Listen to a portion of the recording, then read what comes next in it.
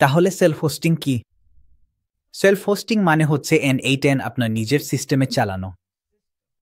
প্রযুক্তিগতভাবে আপনি আপনার ব্যক্তিগত কম্পিউটার ব্যবহার করতে পারেন, কিন্তু আপনি সেটা বন্ধ করলেই আপনার ওয়ার্কফ্লোগুলো থেমে যাবে। এছাড়াও এটা অনেক রিসোর্স খায় এবং নিরাপত্তার ঝুঁকি তৈরি করে, কারণ বেশিরভাগ কম্পিউটার 2-4-7 চালানোর জন্য তৈরি নয়। এর চেয়ে ভালো অপশন হলো ভার্চুয়াল প্রাইভেট সার্ভার বা ভিপিএস।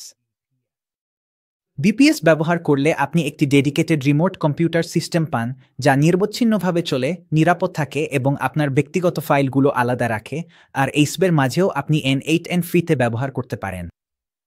সেলফ হোস্টিংয়ের অনেক বড় সুবিধা আছে।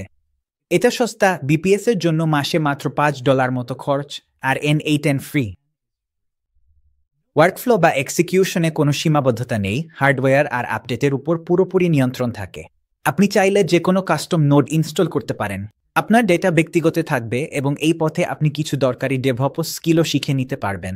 তবে সবকিছু এত সহজ নয়। সেটআপ আর রক্ষণাবেক্ষণের দায়িত্ব আপনারই।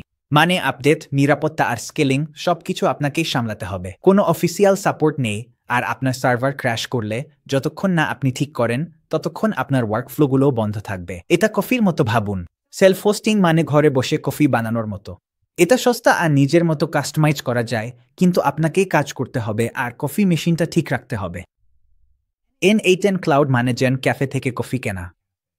এটা একটু বেশি দামি, কিন্তু অন্য কেউ সব কিছু সামলে নেয়, তাই আপনি গুরুত্বপূর্ণ কাজে, যেমন অটোমেশন তৈরি করার দিকে মনোযোগ দিতে পারেন।